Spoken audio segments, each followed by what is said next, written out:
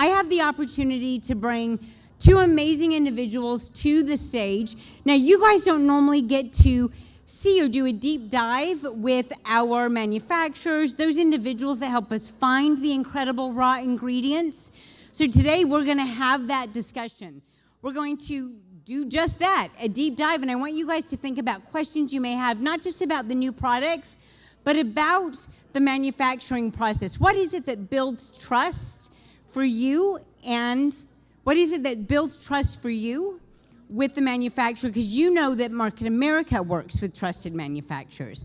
So I'd like to welcome to the stage Tejas Choksi. He is 30 years in this industry, leadership and a premier manufacturer of health and wellness solutions. He works with top brands. He has extensive knowledge in sourcing of ingredients, expertise in product innovation. And what that ultimately means, and I'm going to let him tell you a little bit about that, but ultimately what that means is he's going to be able to inform companies like our company on how products play very well together and how we can elevate a formula, right? And he is also, I want to share with you his mission. Now, Tejas, I took the liberty of writing a mission statement for you.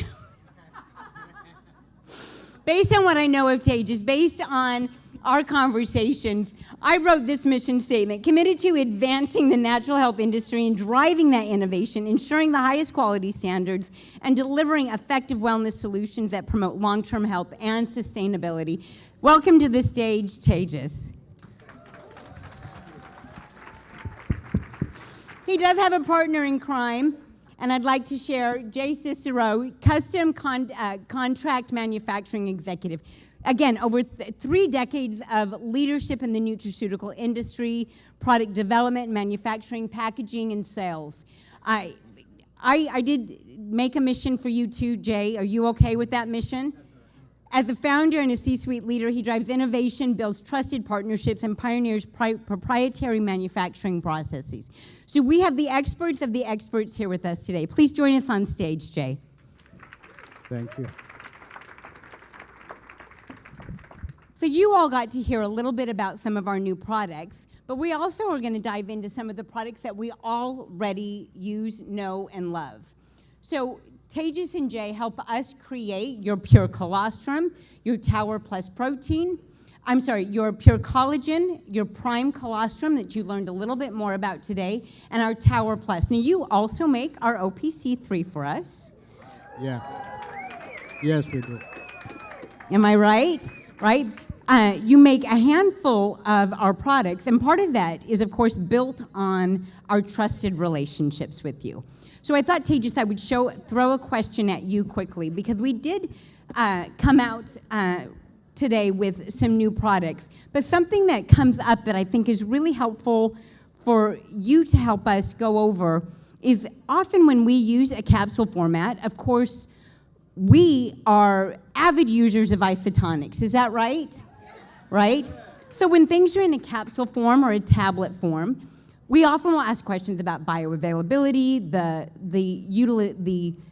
use or the benefits of using a capsule. In fact, I just got a question this weekend, is it okay to swallow that much plastic? And so I was surprised to find out that people think that the capsules are plastic. So let's talk a little bit about the different ways that we make sure that we have high quality packaging, tableting, and capsules.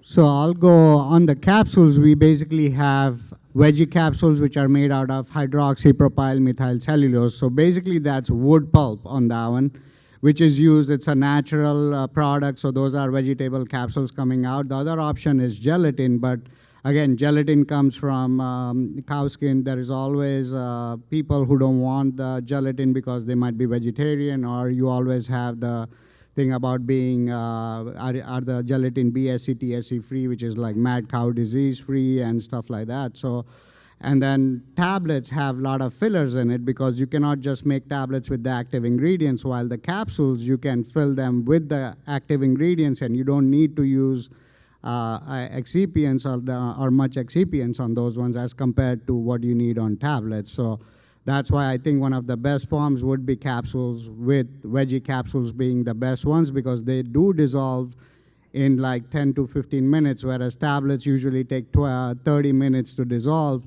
on that one. Yeah, exactly. And I think it's really important for us to know that there's a reason why we do things. Is there benefit to using a capsule? And either Jay or Tejas, if you can answer this, are there benefits to using those capsules from a stability standpoint, stopping oxidation of raw ingredients? So I think the capsules provide a better protection against the oxidation and everything, like moisture absorption. So that does provide a cover for the active ingredients. And like capsules also act as a barrier for oxygen, for heat. So it does provide the active ingredients much better. And especially veggie capsules have a much better barrier protection than gelatin capsules on that one. Perfect. And Jay, I know that we've had the opportunity to talk in the past about quality or trusted relationships. And that's something that you've actually brought up, the power of those trusted relationships. With over 3 decades in the industry, I think you've probably seen your A people and maybe your B or C people that we often we'll see in this industry. And I'd love it if you could talk to us a little bit about how it is different to use a higher end product like those that you help us produce as opposed to a value customer or what I like to refer to as a super intergalactic vitamin world. So tell us a little bit about these types of partnerships. The partnerships, especially with Market America, somebody like yourself or Marty, your whole team, takes quality very, very seriously. So you're always trying to push the limits to see the efficacy of the products, getting the highest grade products that you can get. There's customers that are what we call are like value customers. They're just always looking for how can they get the cheapest? How can they get the value? They're not as concerned about the consumer. They're not as concerned about their client. They just want to sell a lot of products. And obviously everybody wants to market products and do that at a high level. You guys have always come at it from the standpoint of how can I put out a quality product, and then the quality product, no matter the price, is going to drive the efficacy of the product. People are going to see results, and then obviously the sales will stand on their own. So we try to partner with people that have a process. They care about the standards, the efficacy, what they're putting out into the marketplace. So that's where the partnership kind of grows. It has to be a win-win scenario with the partnership for many different respects. But we try to partner with people that truly, truly care. So we do the best vetting that we can, if that makes sense. Well, it does. It makes perfect sense. And I really appreciate obviously the kind words about where we've been over the last 3 decades. And something I think is worth bringing up, Jay, is the actual partnership that takes place, because whether it's you working with Sherry and Marty and myself, we have conversations about how to truly innovate products, how to elevate products. And Tejas, this was a conversation that actually took place recently when it came to the prime colostrum with lion's mane. This was something that in our development, we actually worked with you to think about what are some of the best ingredients that are going to work together and play together. So tell us a little bit about how we came up with the prime colostrum with lion's mane.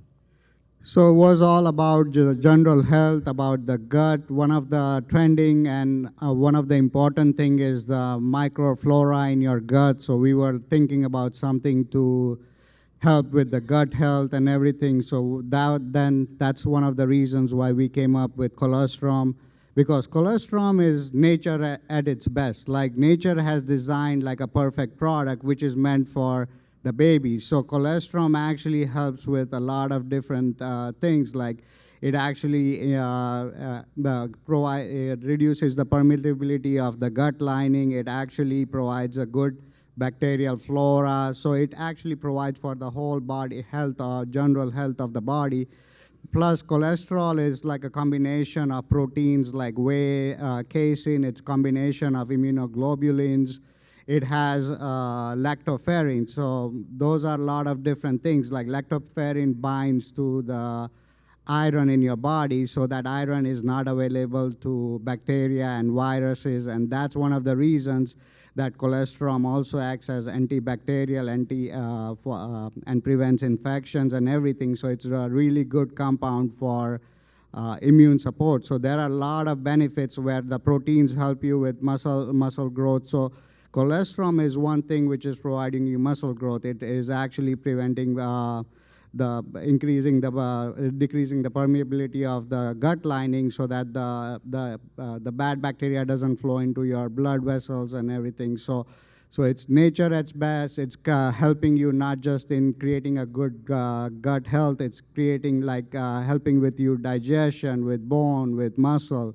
So that's one of the reasons we came up with cholesterol, and then fortifying it with lion's mane, which is for memory and your mind on that one. Perfect. And if there's something, and this is for I'm actually going to ask this question for both of you, because you may have a different response or a different perspective. But are there things that you do from a manufacturing standpoint with your background that preserve those actives? You mentioned lactoferrin, which is naturally found about 10% in most healthy and good quality colostrums. Are there things that you do through the manufacturing process to preserve those bioactives, to give that higher quality? You want me to take Yeah. Well, so all ingredients are a little bit different in the handling of the actual ingredient. This particular ingredient, like a colostrum, it's a very rich nutrient. So one of the processes that Market America or high-level clients will look for is, okay, what's the standard on the receiving perspective when a raw material comes into a manufacturing plant? How is it stored? How is it processed? And I kind of will take you guys through this. This particular product is a high-end ingredient that has to be stored at an ambient or chilled perspective, and it has to remain that way even through the manufacturing process. So when we take it and we actually bring it into our facility, it goes into a cold room. But from the cold room, when we go into the actual manufacturing process, so we have to it's something that's very, very sensitive to humidity and heat. So within the process of blending and the way that we do the blending with a continuous blend and the way that it gets into the bottle, there's a very sensitive operation that's going on to actually get it into the bottle. So if you apply too much heat to it, which can happen in the blending process, if you have a humid room for this type of product, it can affect the efficacy of the actual analyte for the product. So all of those steps are just necessary so that you get a product that tests out at efficacy at the end of the day after you're done manufacturing. And does it change, Jay, depending on what we decide to put with it? Like, we chose lion's mane this time. We could have fortified it, I suppose, with probiotics. We could have thought about some other resistant fibers or starches. Does that change? Would this be something where you would be informing us that those types of ingredients don't play well together, or we'd have to do special manufacturing to allow those two things to work together? The R&D team that we have, and people like Tejas, as they look at the ingredients and whether they play well together, that's something that we're always analyzing. Because there are ingredients out there that do not play well together. So I believe when you guys put this one together, Tejas was right in the middle of making the recommendation for the lion's mane and the colostrum, but there are those cases where something wouldn't go well perspective with the colostrum. Well, that jumps into something that I wanted to ask Tejas. Are you seeing any, because we talk about how there's a new trend in weight management, which is why we've come out with the GLP-1 activator, the Go Trim Thin. But there are so many other products that are helpful. We know that fiber powder feeds the gut, and we had talked a little bit about the power of the trend of weight loss has actually found itself in a trend of digestion, healthy digestion, energy metabolism. What are some of the other innovative ingredients maybe that you're seeing on your side of the bench that are exciting to you right now? So right now in pharma, GLP is a big one, but there are also natural ingredients. So pharma got the inspiration from nature. So it's basically from nature. Right now, a lot of ingredients, like especially like berberine, are really good GLP-1, natural GLP-1 ingredients, which will help you with weight loss as well as management of weight. So that also works synergistically with your digestion, with your gut health. So gut health, digestion with innovative ingredients like berberine and all those ones will actually help with weight management on that one. So especially berberine has been really good. Now there are new ingredients which are better form of berberine, like dihydroberberine, which is 5 times more bioabsorbable than berberine. So it's not just about the ingredient, it's also about making sure how good the body absorbs the ingredient on that one. Absolutely, and I'm glad that you brought up it's not just about the berberine, or it's not that not all coenzyme Q10s are created equal, because we've had that conversation about the pure whey protein isolate. So the company makes our Tower Plus our pure isolate whey product. And this was a conversation, again, that we talked about quality, that not all proteins are equal. That digestibility of a protein is critically important.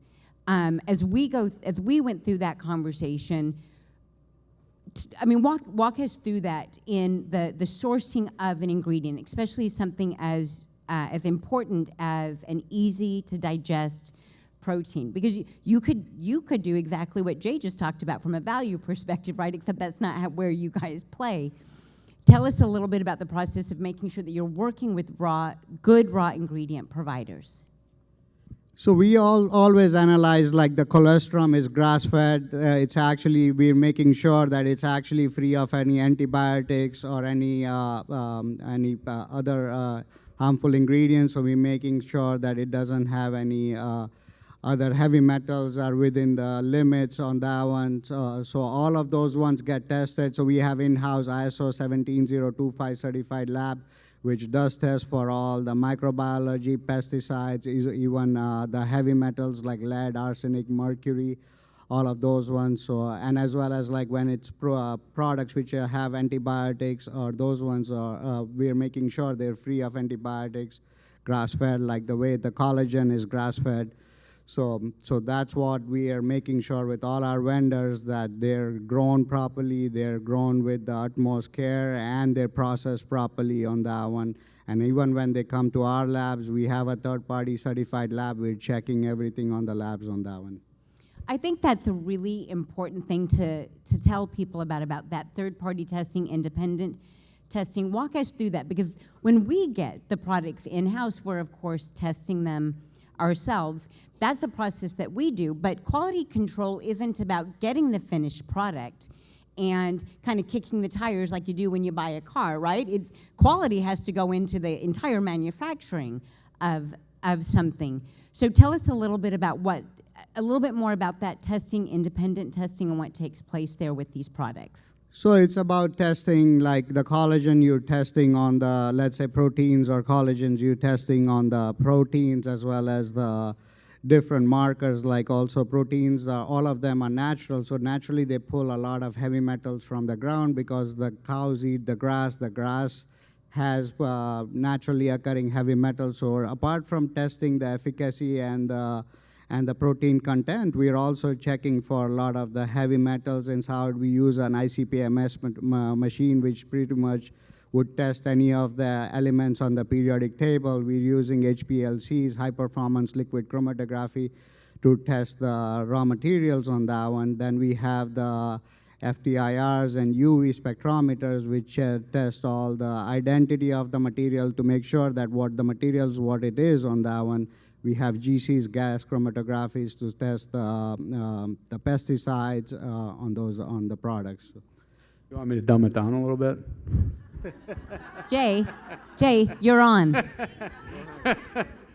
So, and let me just take a step backwards. So just so you guys can understand, there's a tremendous amount of suppliers out in the marketplace, and they supply anything from many different levels of B vitamins to A vitamins to things like colostrum. So when we onboard a supplier, it goes back to relationships, right? So we have suppliers that we've had relationships, trusted relationships with for many, many years. But when a new supplier, as an example, if we've never bought colostrum from them before, and this is a new ingredient that we happen to roll out for Market America, we've never bought from the supplier before, we actually have to onboard and we have to qualify the supplier. So there's a physical audit that goes on from our quality team to physically go out and see these suppliers, to onboard them via paperwork and go through that whole process. So that's one aspect of it.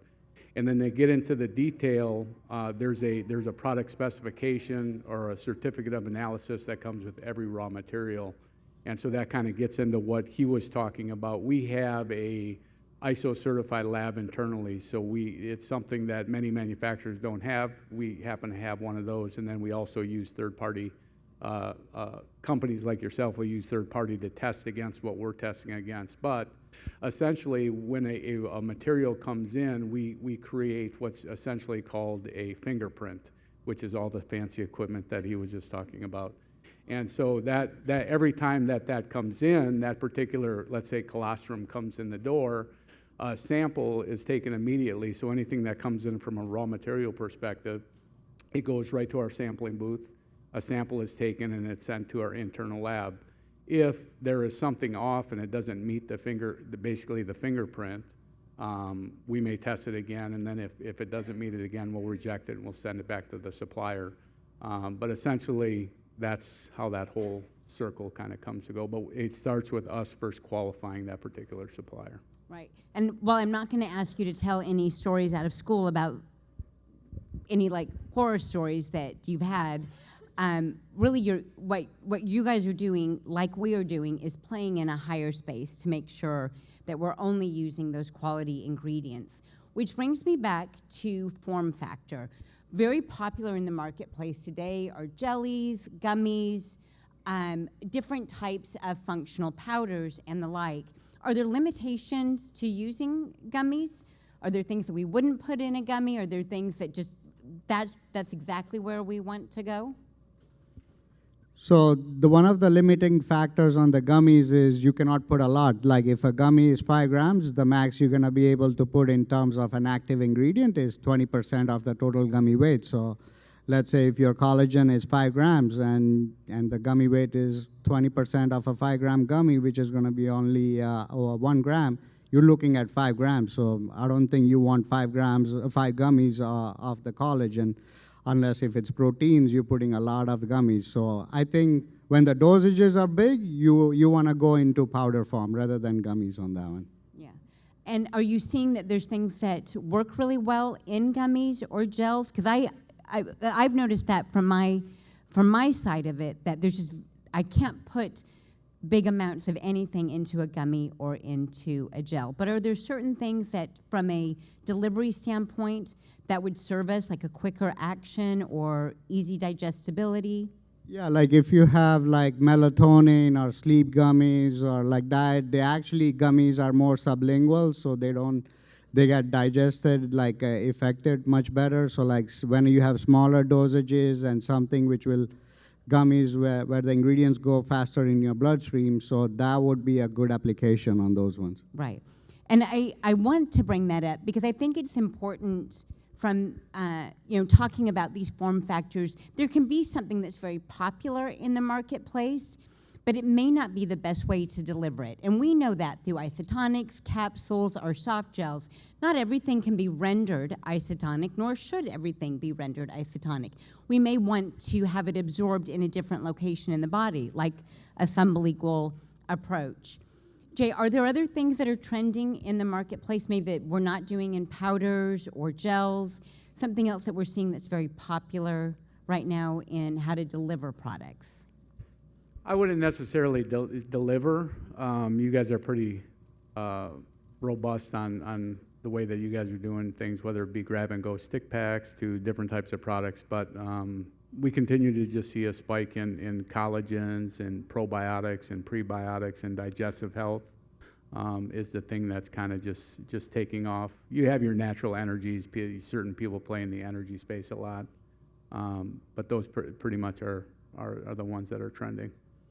Before we go to questions in the audience, I want to ask each of you a question. I'll start with you, Tejas. Is there something about the industry that you wish more consumers understood or knew? I think there are a lot of studies, so people need to look at the studies, the scientific studies, what kind of studies have been done on each ingredient. So those, like, definitely, whatever you're taking, you need to know why you're taking it and everything. Like collagen, it's more for beauty and health, so for beauty, because collagen has a lot more of hydroxyproline and proline amino acids, which is really good for skin, hair, and nails. Whereas like pure protein is more for muscle growth and everything.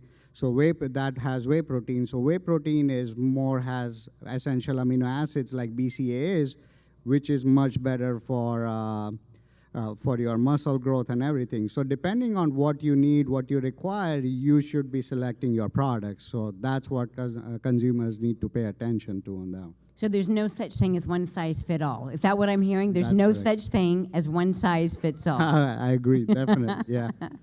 Jay, what about you? Is there something that you wish more people knew, consumers knew about the supplement industry? I just think that the industry in general, I think that the industry, and we've all heard it, whether it be in just general TV or radio or in newspaper, magazines, whatever, I think the industry gets a bad rap. They think like this is the wild, wild west and it's not regulated. And it couldn't be further from the truth. It's actually, everything that we do from a manufacturing perspective is very highly regulated. We have continuous FDA audits. It's not an audit where they call you up and say, hey, we're going to schedule this. I mean, it's a pop-in physical audit, so your T's have to be crossed, your I's have to be dotted. It's interesting, we've had the opportunity to bring, over my career and currently, we've had the opportunity to bring people from like different pharma parts where they've been in the pharma industry. And our industry is so much more complex. The pharma industry is actually a lot more simplistic because you have an analyte, and that analyte has to be exactly the same each and every time. And as you get into this industry, the complexity of it and to understand just on the testing phase can be overwhelming even for a scientist that's been in the pharma industry, because there's so many peaks. What I mean peaks on the testing side when they're actually testing out the efficacy of the products. So as an example, you guys have many products that have multiple analytes in them and very strong analytes. And if you don't know how to test a particular thing, it may show up as a 0, but it's not a 0. It's just that there's interference, and you have to learn how to kind of dive through the testing on that a little bit. But at the end of the day, I think that in general mainstream, the industry gets a bad rap, and it is a very highly regulated industry. We put a lot of money into quality.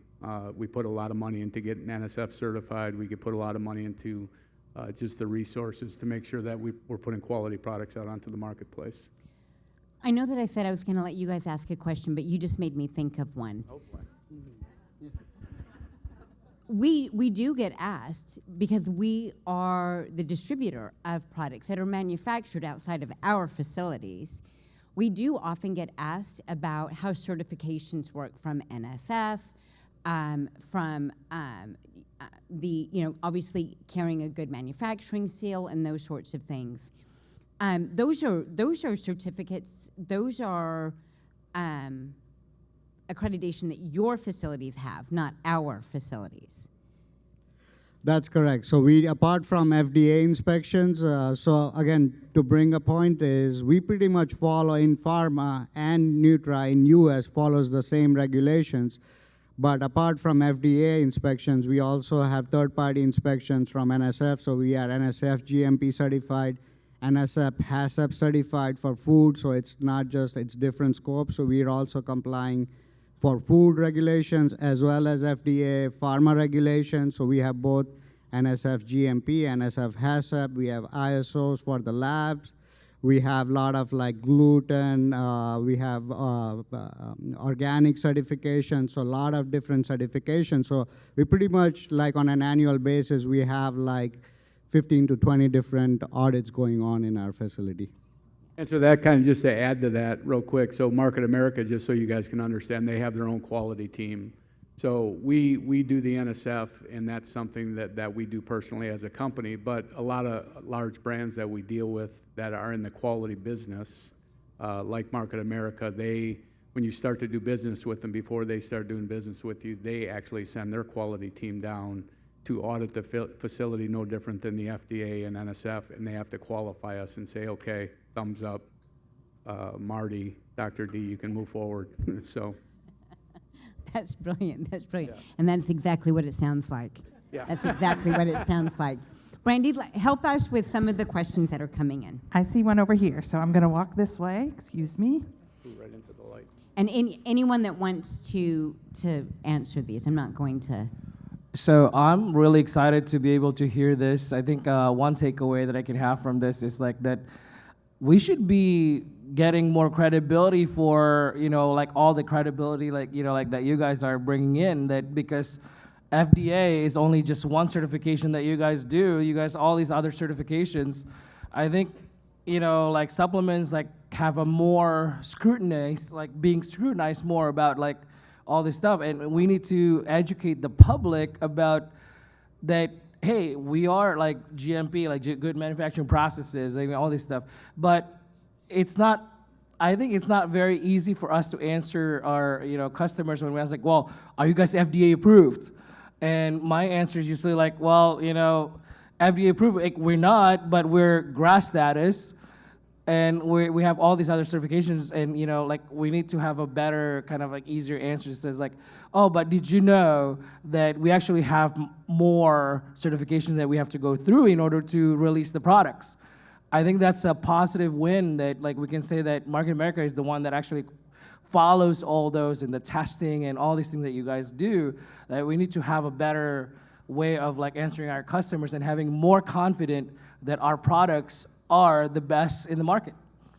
I'd like to add to that and then ask you guys to add a perspective there. When somebody says to me, your products are not FDA approved, I say, oh, I don't think you finished your sentence. Our products are not FDA approved for the treatment, curing, or mitigation of a disease. However, they are regulated by the FDA. We are a highly regulated industry. We meet, as you're pointing out, many of these certifications, these qualifications. Now, I joke, we don't whip this stuff up in our bathtubs, right? But I do, when someone says your products are not FDA approved, I pause, and obviously I think I'm funny, but I say, I don't think you finished your sentence. I was waiting for you to finish your sentence. They're not FDA approved for the treatment, cure, or mitigation of disease.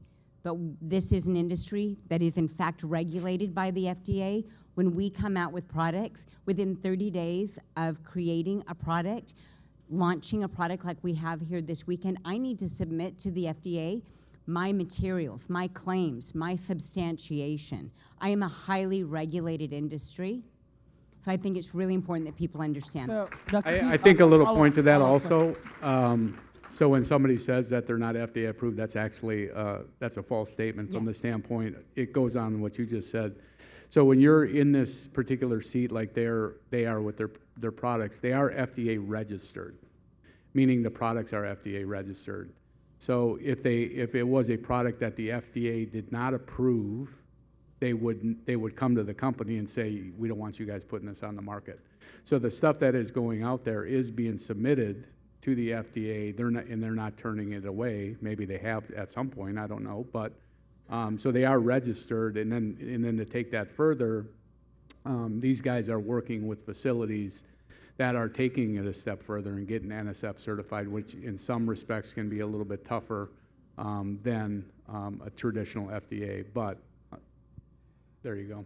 Thank you so much for the answer. I think a follow-up action, I think of like if we can have an infograph of like all this stuff as a tool in the back office would be very effective and could be used. I agree with you completely. Awesome, thank you, I Dr. agree with you completely. I think that's a very good idea. Now I see a question over here. Bear with me as I run across the room.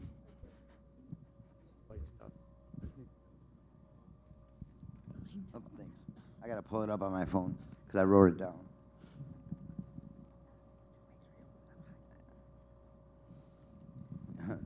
Hey, So we were talking about the colostrum, and we were talking about humidity and temperature and all that. Is there like concerns for the customer who has it in their cupboard, and it's a humid? Is it gonna mess up the efficacy of that, or, you know, after the sale, like? No, the thing is, it's packed in the bottle, so the bottle does give you a protection, but again, it shouldn't be subjected to, like, you cannot put it in the back of your car and it's gonna be there like lying for a lot of days in the sun. So yeah, like in Miami heat, if you're gonna put it in your car, I wouldn't suggest that. Definitely it's gonna affect that, but again, it's packed in a can, sealed properly, so it does protection, give some protection, but again, it does have a safe range also, so like 80, 85 degrees Fahrenheit, something like that is fine. It's not gonna affect it, but you go at 90, 100 degrees, you're gonna put it in your car, yeah, definitely that I wouldn't suggest doing that on that one. And so, but you do bring up a really, something I think is worth talking about with the colostrum is, one, big swings in temperature is a nightmare for supplements, in particular powders. You know, we don't want to store these things above the hood of our stove where we're just creating an altered environment from a heat standpoint. But I do want to, Michael, I do want to make the point that the colostrum should not be mixed in hot beverages. Collagen mixes very well in hot beverages. The tower protein is ridiculously good in coffee. Stupid good. Wow. I will just tell you this for free. I leave the house without breakfast all the time. I've never left the house without coffee. So that's why pure whey protein isolate goes in my coffee, because I won't leave without coffee, and this now means I won't leave without protein. So there are certain powders that are going to play really well in temperature.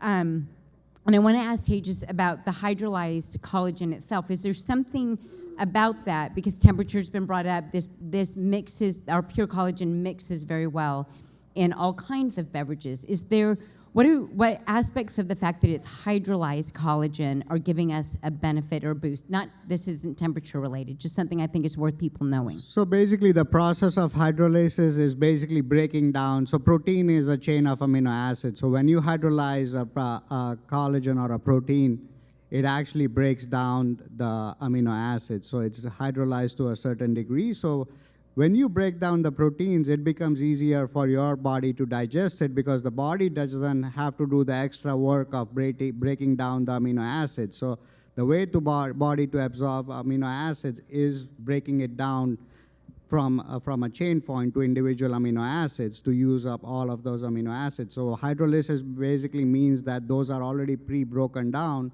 and it's easier for your body to digest that one. Absolutely. This is something I think is worth kind of pulling in from some of the stuff that Gary Brecka often talks about. He talks about the power of amino acids, and one of the reasons why is he knows that, and this is, again, speaking to the quality of the protein that you helped us create with the pure whey protein isolate. You know, when you eat a chicken breast, when you eat fish, that is not immediately like going into your muscles. That has to be broken down, it has to be assimilated, but it first has to get to its lesser pieces, those amino acids, for assimilation.